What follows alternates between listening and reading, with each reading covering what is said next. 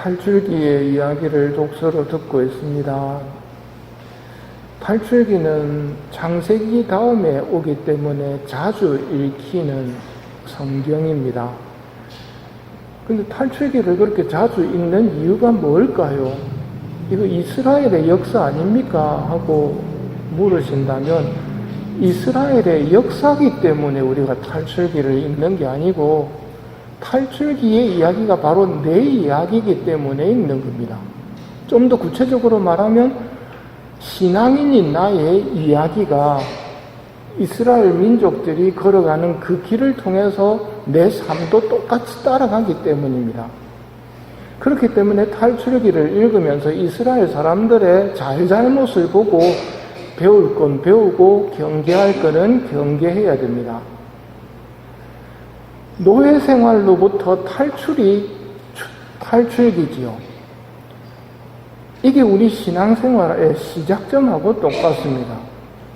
우리 신앙의 시작점이 어디냐면 노예 생활입니다. 죄의 노예 생활, 내 본성에 따른 노예 생활. 그 노예 생활로부터 탈출을 하는데 하느님께서 모세를 시켜 탈출을 하십니다. 하느님께서 말씀하십니다. 나는 이집트에 있는 내 백성이 겪는 고난을 똑똑히 보았고 울부짖는 그들의 소리를 들었다. 정녕 나는 그들의 고통을 알고 있다. 그래서 내가 그들을 이집트인들의 손에서 구하여 그 땅에서 저 좋고 넓은 땅, 젖과 꿀이 흐르는 땅으로 데리고 올라가려고 내려왔다 하고 말씀하십니다. 고난을 보고 울부짖는 소리를 들으셨다는 말입니다. 죄 속에 있다는 말은 마귀의 영향력 아래에 있다는 말이고 우리 본성에 따라서 움직이는 사람들은 고통스럽습니다. 서로가 서로에게. 그걸 보고 하느님께서 젖과 꿀이 흐르는 땅을 주기 위해서 하늘에서 내려오셔서 탈출을 시작하는 게 탈출기의 시작입니다. 바로 나의 시작 또한 그렇다는 말입니다. 온갖 굳은 일은 노예들이 다 하지요. 파라오가 그걸 순순히 내줄 이유가 없겠지요. 당시 초강대국이었던 이집트였기 때문에 군사력으로 얼마든지 제압할 수 있다고 생각했고 사람들은 파라오를 신이라고 생각하고 있었습니다. 쉽게 내줄 리가 없지만 하느님 앞에서는 아무것도 아니라는 게 10가지의 재앙을 통해 드러납니다. 10가지의 재앙을 통해 또 드러나는 게 뭐냐면 인간이 얼마나 고집스럽고 고치기 어려운가 하는 것도 드러납니다. 파라오는 가라 했다가 안 된다 했다가 재앙만 멈추면 마음이 변하거든요. 그러다가 결국 10번째 재앙을 결정타로 맞게 됩니다.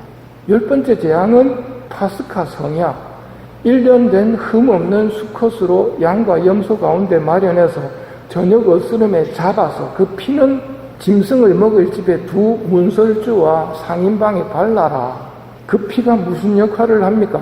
죽음의 천사가 이집트 땅을 칠 때 그 피를 보고 너희만은 지나가겠다.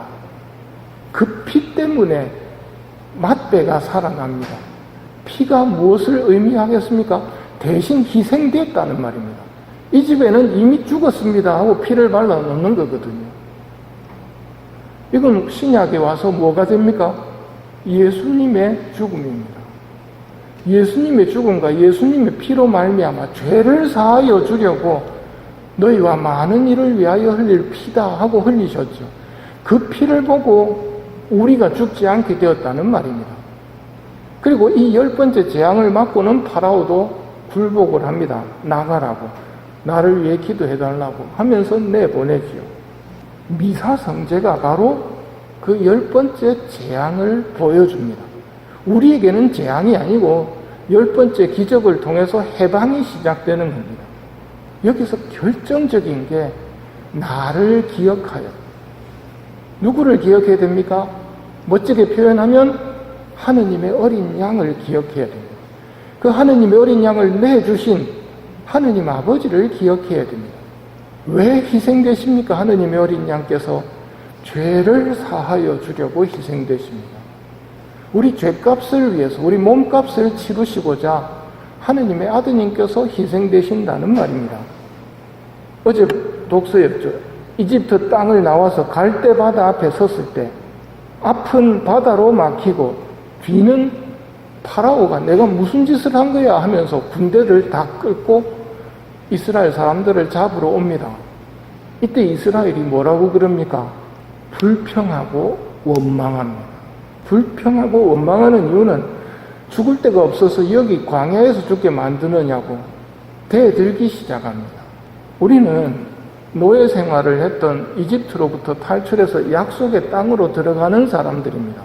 우리도 지금 약속의 땅으로 가는 길 가운데에 있습니다. 이 여정 중에 가장 조심해야 될 게 불평입니다. 불평을 하면 어떻게 됩니까? 죽습니다. 그걸 보여주는 게 불뱀 사건입니다.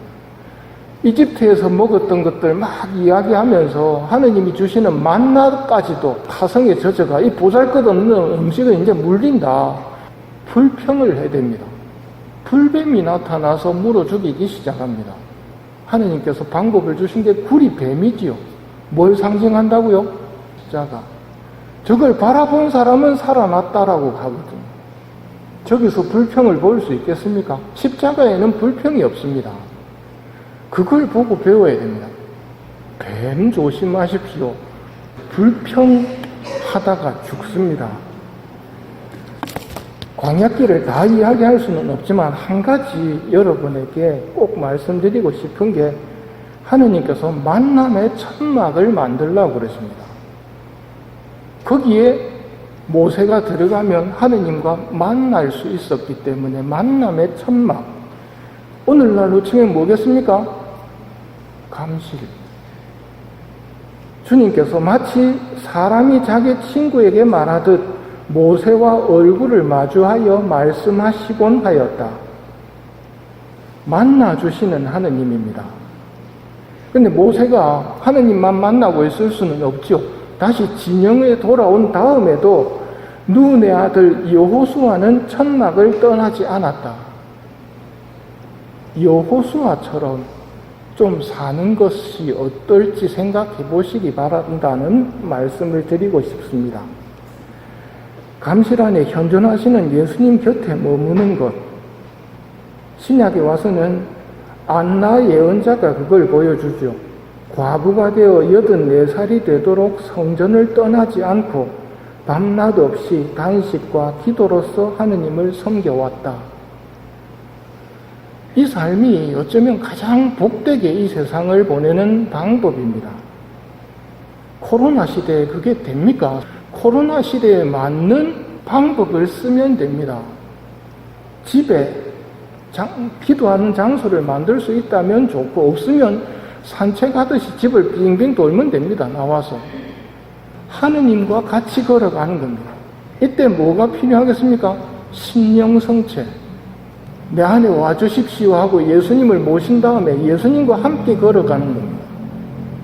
그걸 누구든지 할 수 있고 특히 여러분들이 더 잘할 수 있습니다. 어느 신부님이 그 말씀 하시더구만요.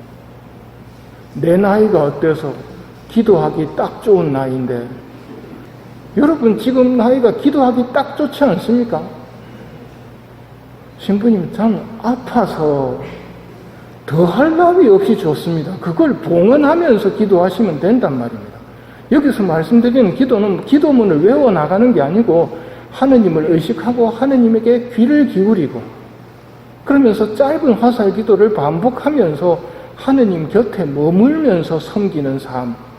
모세가 항상 그럴 수는 없었기 때문에 모세 다음에 여호수아가 천막을 떠나지 않고 하느님 곁에 머물렀던 것처럼 기도하기 딱 좋은 나이에 와 있는 더더군다나 고통까지도 하느님이 주시는 굳이 찾아 나설 필요는 없거든요. 이미 와 있는 고통이니까.